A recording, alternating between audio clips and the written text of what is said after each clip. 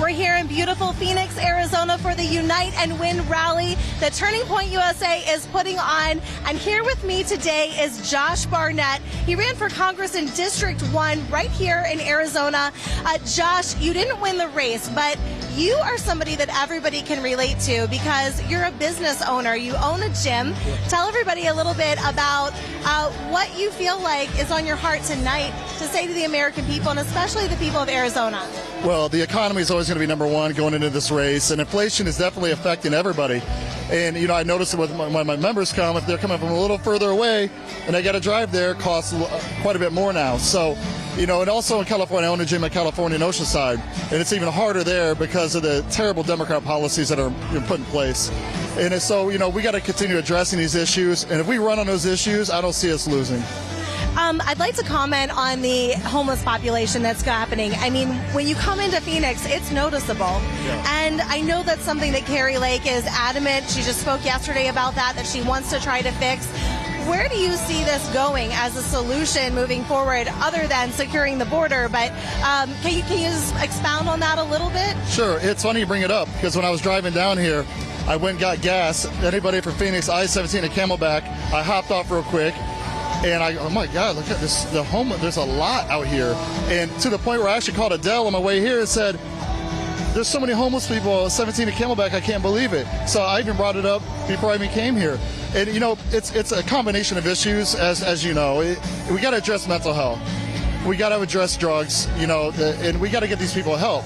The ones that don't want to help, you know, we got to do something. We can't just let you stay on the streets. It's not helping the society. It's not helping anybody. It's not helping them. You know, we need to get these people the treatment they need to get them back into society and a part of it, you know, and find these jobs for these people. There's jobs out there.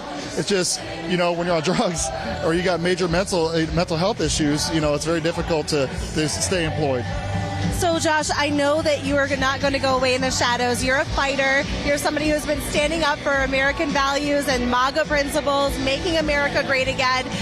Where do you see yourself in the future? Do you find yourself getting back into the run for politics, or how do you feel like God's going to use you?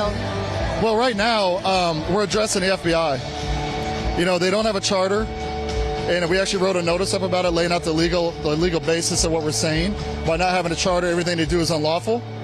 And that's something that needs to be addressed immediately. They actually tried to pass the charter around 1980, and it didn't quite get voted on. They just kind of forgot about it, I guess.